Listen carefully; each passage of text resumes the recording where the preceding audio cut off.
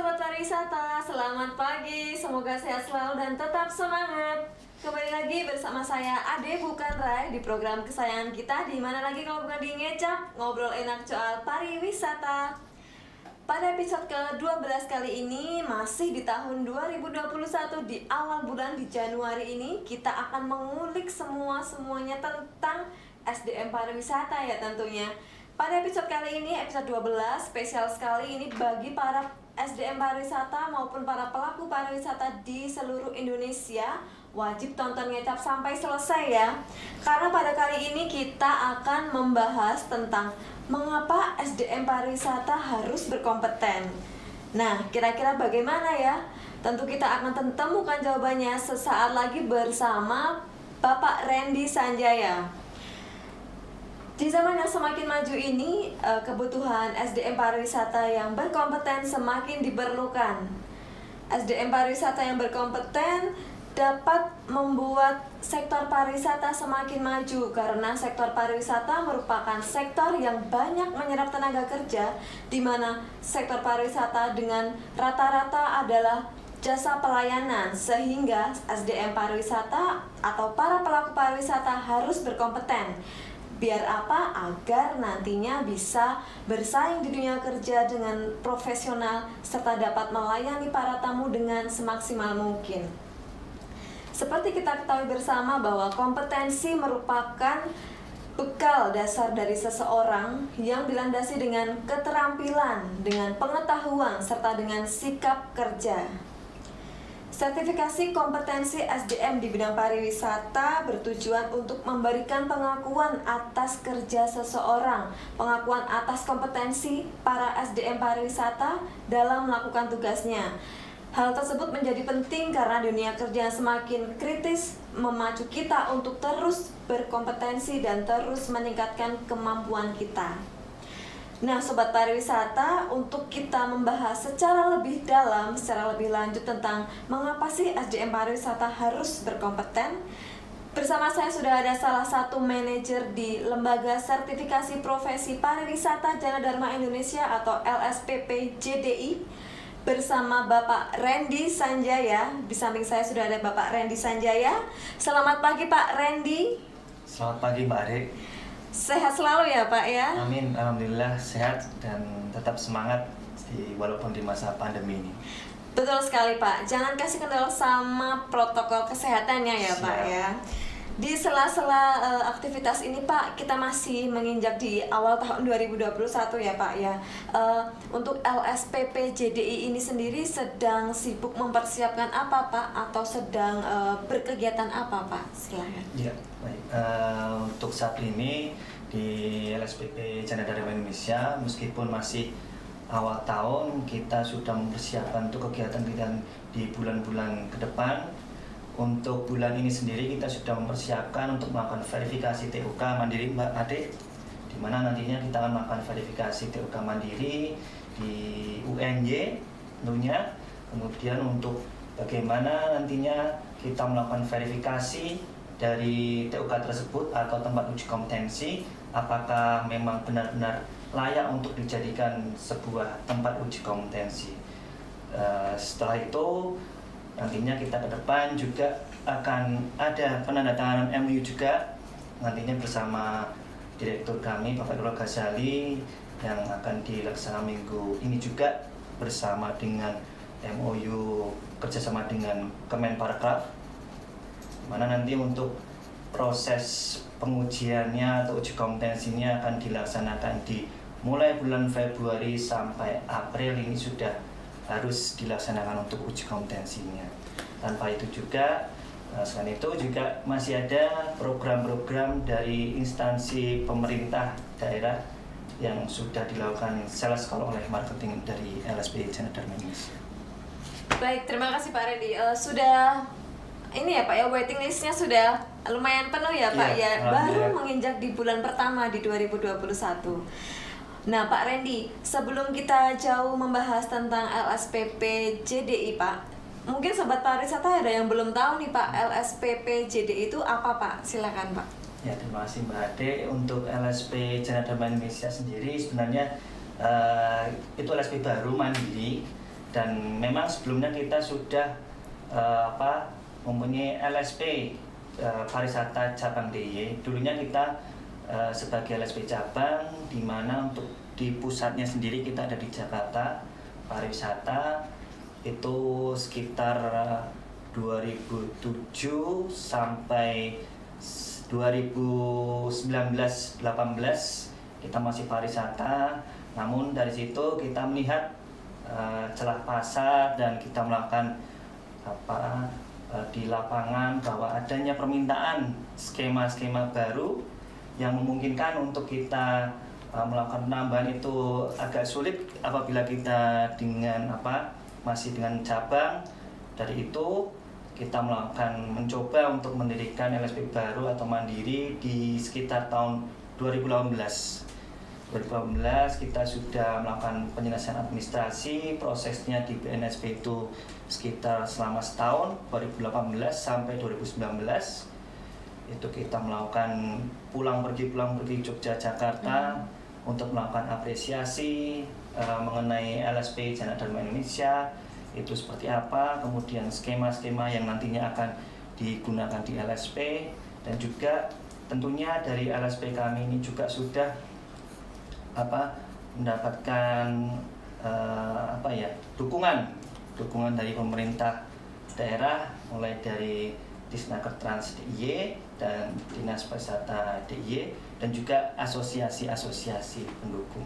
Kemudian di tahun 2019 kita mendapatkan lisensi sekitar bulan 11 tahun 2019 kita mendapatkan lisensi dari BNSP berupa LSP P3 yang bernama Lembaga Sertifikasi Profesi Pariwisata Jana Dharma Indonesia.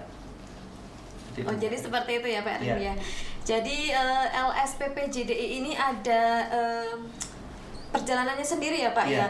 Dari tahun 2007 sampai sekitar 2018 ini masih kantor cabang ya Pak ya, dengan pusatnya di Jakarta. Itu pariwisata cabang DIY namanya. Oh, pariwisata cabang DIY. Lalu melihat peluang dan melihat banyaknya skema-skema yang permintaan ya Pak ya, lalu cabang DIY ini menginisiasi diri ya Pak ya untuk membuka gitu Pak. Sebenarnya yang menginisiasi dari kami sendiri Mbak. Oke. Di Jogja itu kita sudah melakukan riset pasar di lapangan, skema-skema apa saja yang kiranya yang di pariwisata cabang DIY itu tidak ada. Dikarenakan kalau kita melakukan penambahan skema walaupun kita tetap di pariwisata cabang agak kesulitan juga. Kita harus menuju ke pusat dulu, ke pariwisata pusat, kemudian masih digodok ke BNSP juga. Kalau misalkan kita membuat sendiri, mandiri, kita langsung bisa face to face atau bertemu langsung dengan BNSP-nya. Ya, jadi untuk faktor fleksibel juga ya Pak ya, karena bisa dikatakan bisa menghandle secara lebih mudah gitu ya Pak ya, jika kita menjadi satu bagian utuh tersendiri ya Pak ya. Jadi sekitar tahun 2018 LSPPJDI mulai dibangun gitu ya Pak ya. Bisa dibilang kayak reborn gitu ya Pak ya. Oke. Lalu tahun 2019 ada lisensi dari BNSP ya Pak ya. Berarti ini LSPPJDI ini sudah terakui ya Pak ya di Indonesia oleh Badan Nasional Sertifikasi Profesi. Tentunya Sobat Pariwisata tidak perlu ragu lagi ya untuk menyertifikasikan kemampuan kalian, terutama kalian yang bekerja ataupun di ruang lingkup pariwisata, untuk mensertifikasikan diri Anda di LSPP Jana Dharma Indonesia. Alamatnya di mana Pak Randy? Jalan Sri Gunting nomor 16, Komplek Kolombo, Demangan Baru, Catur Tunggal Depok, Sleman, Yogyakarta 55281. Catat dong. Nanti di akhir segmen kita juga akan tampilkan nomor marketing serta alamat ulang untuk LSPP Jana Dharma Indonesia bagi SDM pariwisata yang ingin menyertifikasikan diri Anda. Dan terus tonton Ngecap ya, jangan kemana-mana karena Ngecap nanti akan lebih seru lagi, dan tentunya SDM pariwisata jangan sampai terlewatkan. Lanjut ya Pak Randy ya. LSPP Jana Dharma Indonesia, Lembaga Sertifikasi Profesi Pariwisata ya Pak ya. Tentunya ini kalau saya yang awam nih ya Pak ya, berarti ini untuk mensertifikasi ya Pak ya. Iya, betul. Nah, tugasnya itu apakah hanya mensertifikasi Pak atau bagaimana Pak? Kalau untuk di LSP Jana Dharma Indonesia memang kita kan lebih ke lembaga sertifikasi profesi ya Mbak. Kita melakukan sertifikasi kepada profesi-profesi, khususnya kita lebih yang di pariwisata, dunia pariwisata. Selain itu melakukan sertifikasi profesi di bidang pariwisata, kita juga melakukan verifikasi TUK. Verifikasi TUK, tempat uji kompetensi. Oke. Jadi untuk para pelaku pariwisata yang skemanya ada di LSPP Jana Dharma bisa langsung menyertifikasikan gitu ya Pak ya. Iya. Dan untuk TUK juga bisa mengajukan Pak, mandiri atau lewat lembaga Pak. Kalau untuk TUK seperti itu mandiri bisa. Biasanya, ya Pak? Untuk lembaga-lembaga pendidikan atau tempat-tempat kursus yang ingin tempatnya itu terverifikasi, kita ada melakukan verifikasi TUK mandiri. Oke. Pak Randy, kita tahu ya Pak ya bahwa tahun 2020 kemarin kita mengalami pandemi ya Pak ya, dan mungkin sampai sekarang ini juga masih berjalan ya Pak pandeminya, dan kita tidak tahu sampai kapan pandemi ini akan benar-benar hilang ya Pak ya. Nah, untuk LSPP Jana Dharma Indonesia ini Pak, kegiatannya kan menyertifikasi ya Pak ya. Itu bayangan sobat pariwisata semuanya bahwa sertifikasi itu tatap muka langsung ya Pak ya, offline, karena harus menguji kompetensi dari SDM pariwisata yang sedang diuji ya Pak ya. Nah, pertanyaannya Pak, apakah ada perbedaan Pak menjalankan sertifikasi selama masa pandemi dan sebelumnya Pak? Sebelumnya, baik Mbak Ade. Untuk di tahun 2020 memang tahun JD ini kan masih baru. Okay. Masih baru, JD ini lahir, terlisensi di tahun 2019, kita masuk di tahun 2020. Di awal tahun kita masih melakukan sertifikasi baik itu witness, penyaksian dari BNSP langsung untuk skema-skema dari JDI, kemudian masih kita melakukan sertifikasi profesi untuk hotel dan restoran, di mana kita bekerjasama juga dengan instansi atau pemerintah daerah. Setelah itu kita masuk ke pandemi, di mana pandemi berjalan waktu itu sekitar bulan Maret sampai Maret, April, Mei. Kegiatan-kegiatan tersebut dari baik itu pemerintah daerah maupun pusat melakukan postpone dikarenakan ada tanggap darurat. Di situ mulai dari kami atau dari LSPP Jana Dharma Indonesia melakukan pengembangan baik itu dari soft skill, kita melakukan riset selama kira-kira dalam melakukan uji kompetensi itu harus seperti apa, dan bulan-bulan tersebut itu kita mau ngapain. Nah, itu yang kita yang harus putar otak Mbak Ade pada bulan-bulan tersebut, dan di situ kita melakukan ada secara daring. Okay. Dari BNSP memberikan kesempatan uji kompetensi secara daring. Dari situ kita langsung melakukan pengajuan uji kompetensi jarak jauh ke BNSP, agar nantinya pada saat proses selama pandemi itu kita masih bisa melakukan uji kompetensi. Pada waktu uji kompetensi kita nanti hanya sebatas tatap muka melalui daring menggunakan fasilitas Zoom. Oke, jadi selama pandemi tahun kemarin ya Pak, tahun 2020 khususnya mulai bulan Maret ya Pak, kita mulai terdampak ya Pak, ya benar-benar terdampak Indonesia, dan sekarang juga masih ya Pak ya. Itu LSPP JDI tetap bisa dikatakan tetap beroperasi tentunya dengan cara yang berbeda ya Pak ya, treatment yang berbeda, dan ada juga sekarang secara daring Pak, secara daring. Dan apakah sampai saat ini masih daring Pak atau sudah mulai offline?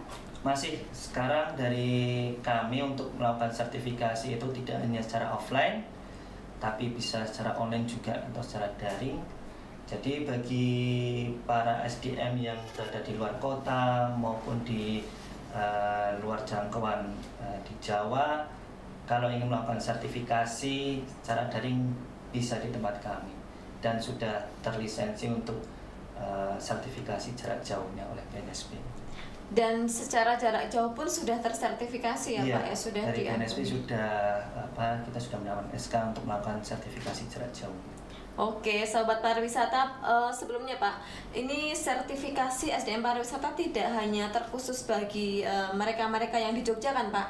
Betul Mbak, tidak hanya khusus di Jogja saja, baik di dalam kota maupun di luar Jawa pun, apabila dari SDM tersebut ingin melakukan sertifikasi dan di tempat dari SDM tersebut tidak ada LSP dan dia ingin melakukan sertifikasi, dia bisa melakukan secara daring di tempat kami. Oke, terima kasih Pak Randy.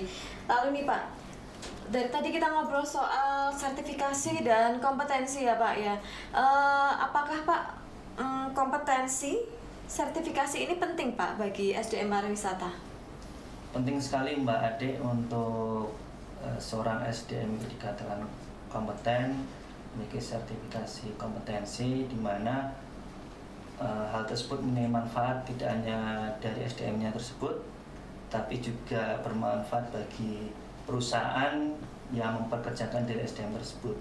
Misalkan kalau dari SDM dia memiliki keunggulan yang kompetitif dibanding dengan pekerja yang lainnya yang tidak memiliki sertifikat kompetensi, kemudian dia bisa menaikkan nilai jualnya dia sehingga dia dapat upah yang lebih tinggi di tempat kerjanya dia, karena dia memiliki sertifikat kompetensi, kemudian memudahkan dari SDM tersebut untuk mencari pekerjaan, dikarenakan dengan sertifikat kompetensi itu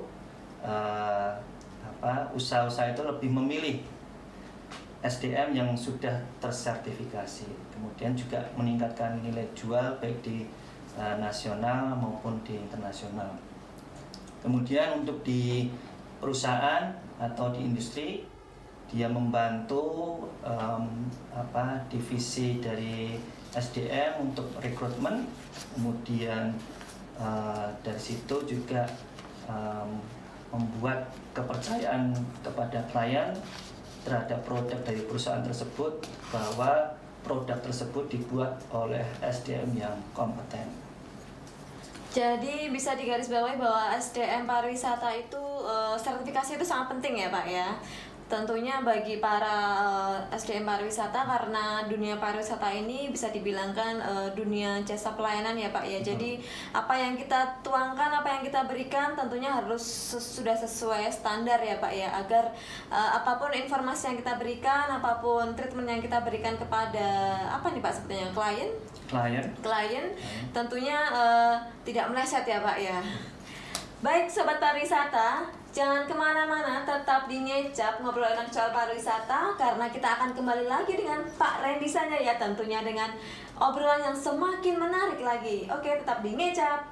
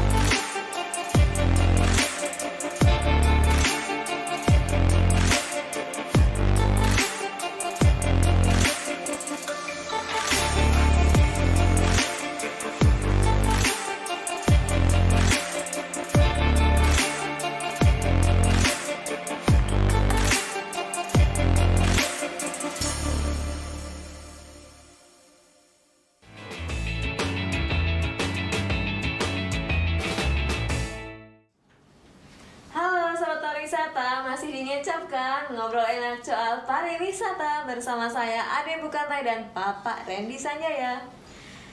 Sebelum kita lanjutkan lagi obrolan kita, Pak Randy, di depan kita sudah ada air ya Pak ya. Silakan Pak kalau mau diminum dulu Pak, biar rileks ya Pak ya.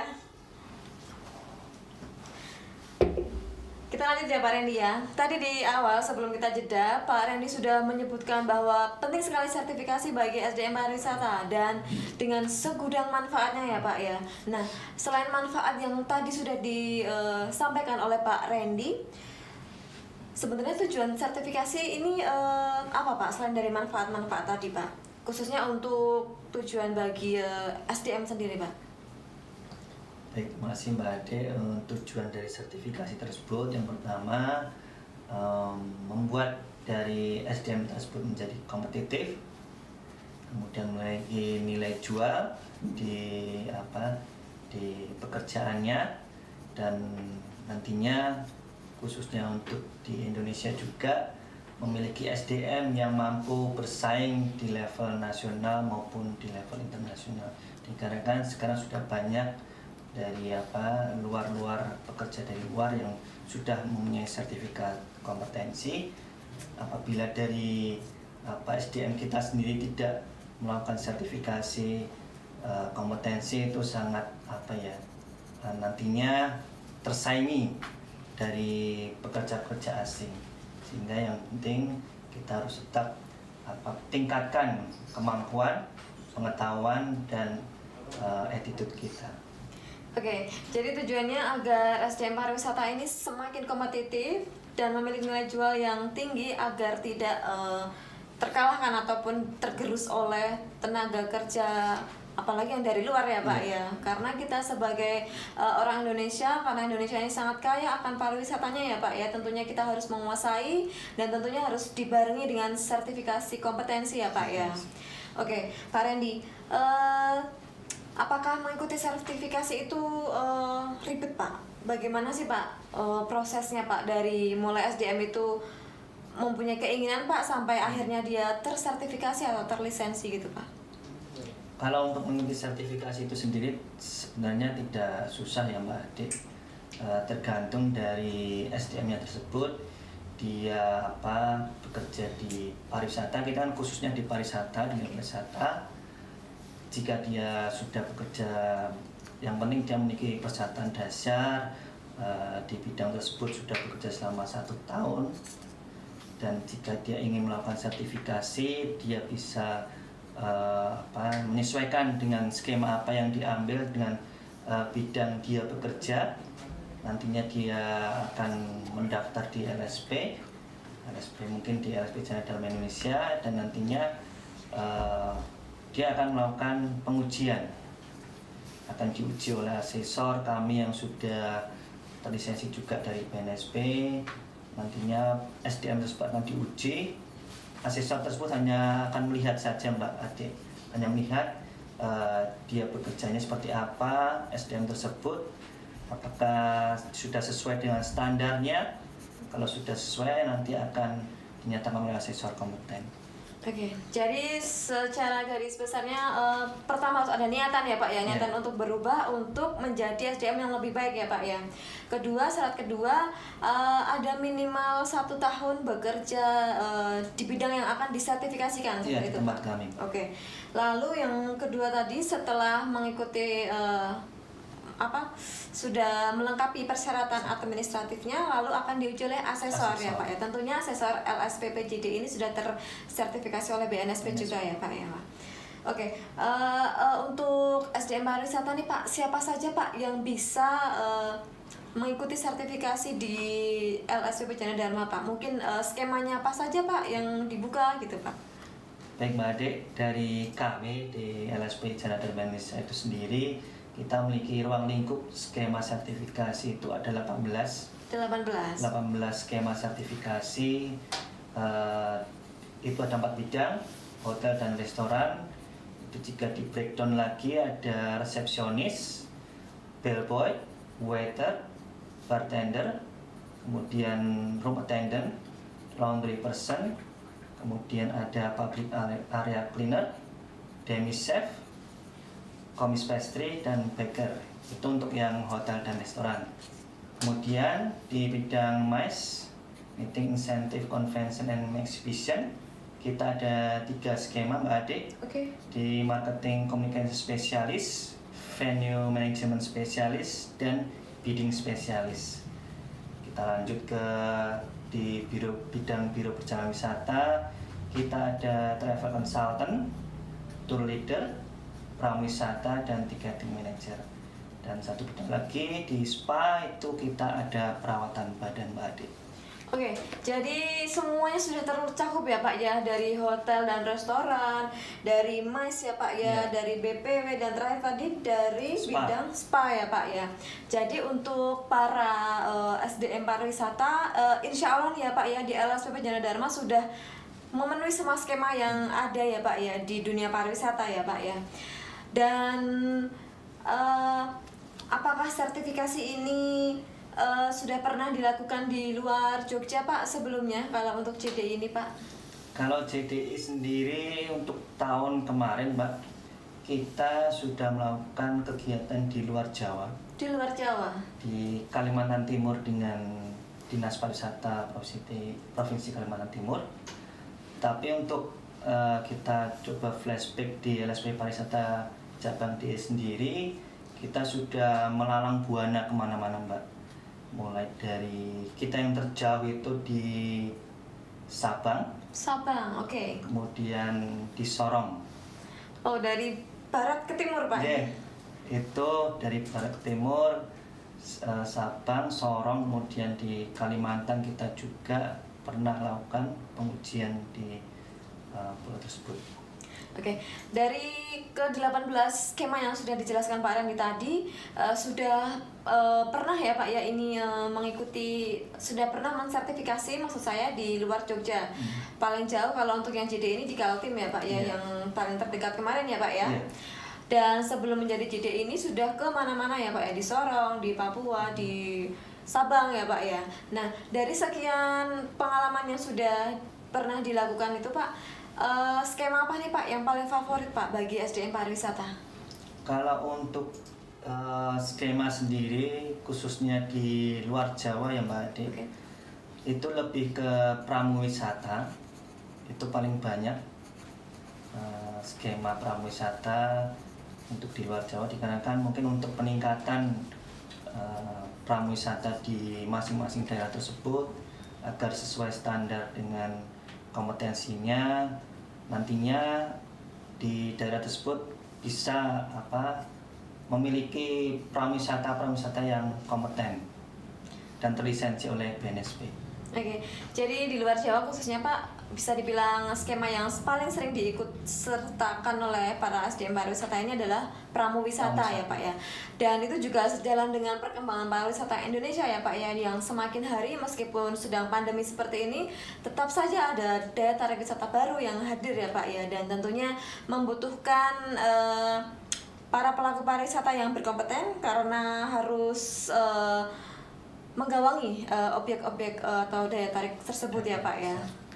Dan mungkin di peringkat kedua Pak, ada apa lagi Pak selain pramuwisata? Selain pramuwisata sendiri, kita juga lebih ke hotel restoran.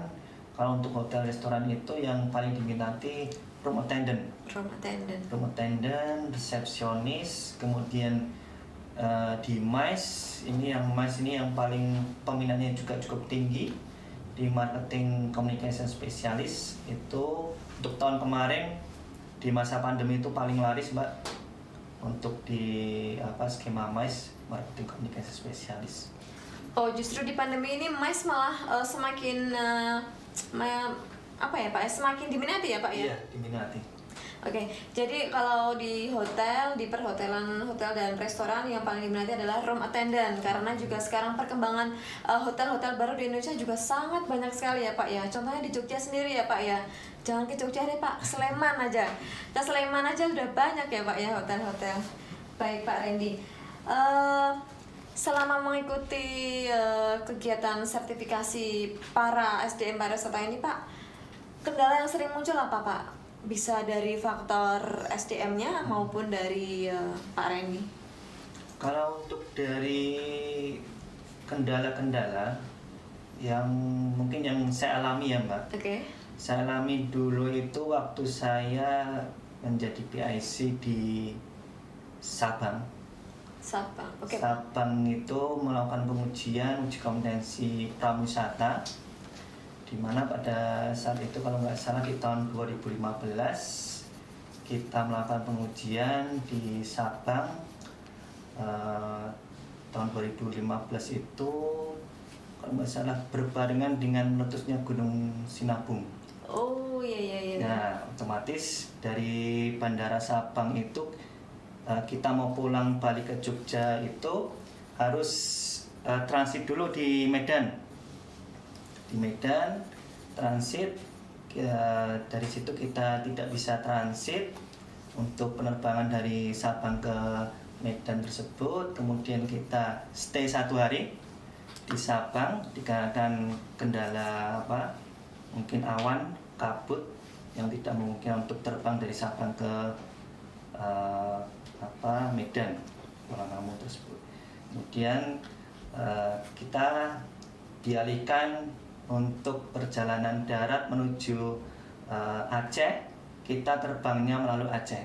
Jadi dari Sabang ke Aceh itu kita melalui perjalanan darat, kemudian perjalanan laut. Kita menuju ke Bandara Aceh, dari Aceh langsung menuju Jogja. Mungkin itu sih yang pengalaman yang cukup menegangkan untuk uji kompetensinya. Sedang proses uji kom ternyata berbarengan dengan meletusnya Gunung Sinabung waktu itu ya Pak ya. Itu. Tetapi dengan semua kendala ataupun tantangan yang dialami ya Pak, mungkin saat menghandle suatu uji kom, tentunya tetap ada plan A, plan B ya Pak ya, tetap ada cara mengatasinya ya Pak ya. Lalu Pak, kalau dari SDM sendiri Pak, kendala yang sering muncul apa Pak? Apakah persyaratannya yang mereka kadang kurang ataupun banyak yang tidak berkompeten ternyata? Apa Pak? Kadang kalau dari SDM sendiri kembali lagi juga sama seperti yang Mbak Ade ungkapkan tadi, mungkin persyaratannya yang masih kurang sehingga pada saat proses uji kompetensinya tersebut dia masih kurang, SDM tersebut kurang sehingga dinyatakan belum kompeten, dan ataupun juga dari SDM itu sudah dijadwalkan tetapi ternyata tidak bisa, ataupun pada saat melakukan pengujian ternyata ganti SDM itu yang dari marketing kita yang sering cari-cari untuk yang penggantinya yang baru. Jadi juga dari faktor SDM sering muncul seperti itu ya Pak ya. Dari persyaratan administratifnya mungkin yang belum terpenuhi, lalu ada tiba-tiba reschedule seperti itu ya Pak ya, dan otomatis untuk bagian marketing kewalahan ya Pak ya, harus mencarikan lagi.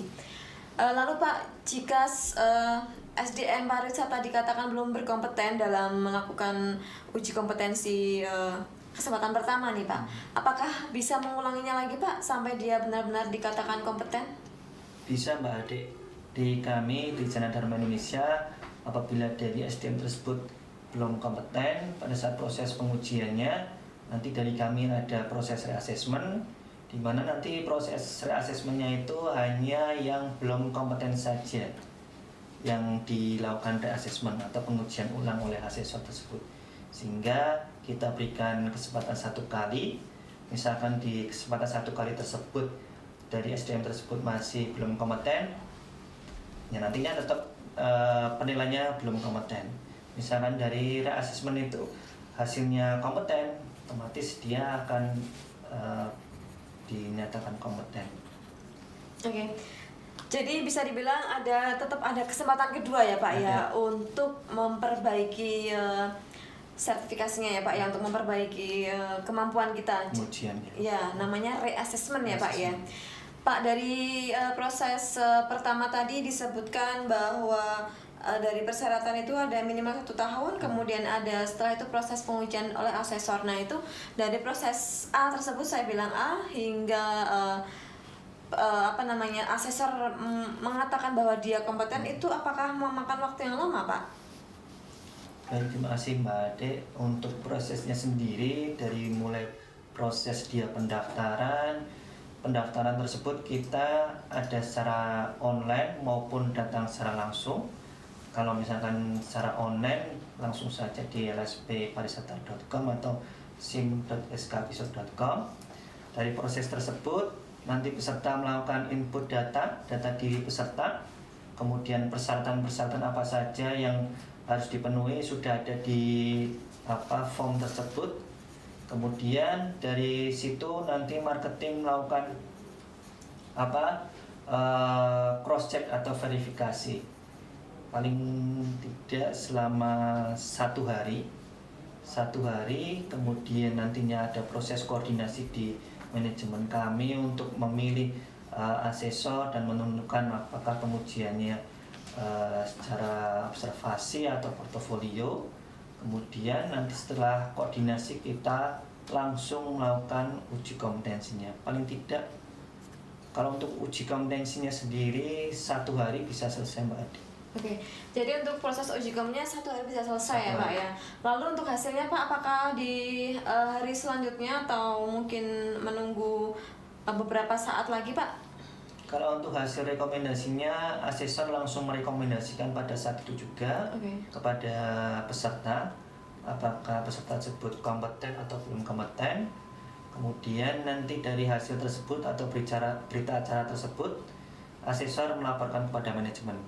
Oke, jadi para sobat pariwisata, khususnya para SDM pariwisata, para pelaku pariwisata yang ingin menyertifikasikan diri Anda di LSPP Cana Dharma Indonesia, jangan khawatir bahwa prosesnya itu tidak akan lama ya Pak Randy ya. Dan pendaftarannya pun tidak harus ke kantor ya Pak ya.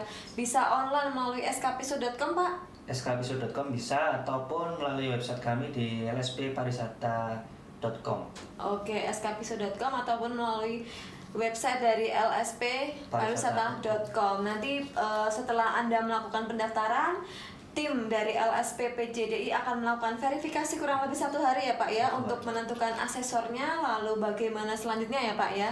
Dan keputusan ataupun keputusan rekomendasinya akan muncul saat itu juga ya. Oke. Dan sebelum kita akhiri ngobrol asik kita ini Pak, ngobrol enak kita pada kesempatan kali ini Pak, mungkin Pak ada pesan dan kesan dari Pak Randy untuk para sobat pariwisata, khususnya para sobat pariwisata kita yang sedang menonton ini, yang kebetulan Pak para pelaku pariwisata Pak. Silakan Pak Randy. Baik Mbak Ade, untuk pesan dan kesannya, upgrade terus pengetahuan, keterampilan, dan untuk skill, attitude, dan knowledge-nya agar dapat bersaing di dunia pekerjaan, memiliki nilai jual di suatu perusahaan sehingga perusahaan tersebut memilih Anda. Oke Pak Randy, tetap belajar ya Pak ya, tetap belajar, tetap menggali ilmu agar Anda lah yang terpilih sebagai pilihan ya Pak ya. Betul. Agar pilihan menuju kepada Anda, dan tentunya para SDM pariwisata yang telah tersertifikasi kemampuannya tentunya lebih percaya diri ya Pak ya. Dan tentunya percaya diri tentunya juga akan lebih mudah dalam menjalankan tugasnya ya Pak ya, tentunya sesuai dengan prosedur ya Pak ya. Baik, terima kasih Pak Randy Sanjaya sudah berkenan hadir di acara Ngecap ini Pak. Sama-sama Mbak Ade. Di sela-sela kesibukan Pak Randy yang sedang mempersiapkan MOU ya Pak ya dengan Kemenparekraf Pak untuk Bandung ya Pak. Besok ke Bogor dengan ke Bogor dengan Bapak Direktur Hairullah Ghazali ya Pak ya.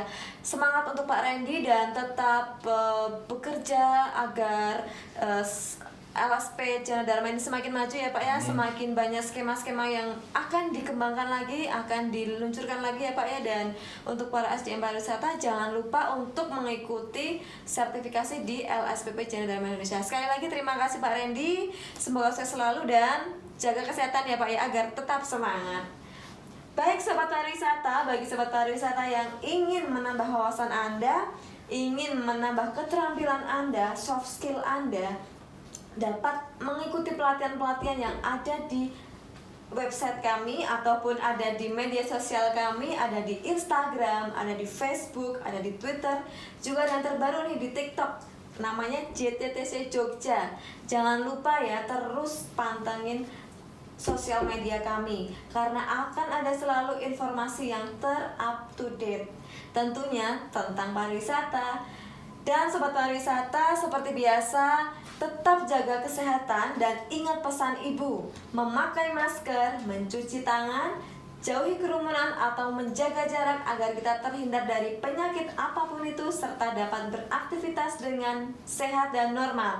Terima kasih dan sampai jumpa kembali di Ngecap pada episode ke-13, episode besok yang akan datang dengan tema yang lebih menarik tak kalah seru dengan hari ini. Akhir kata, terima kasih.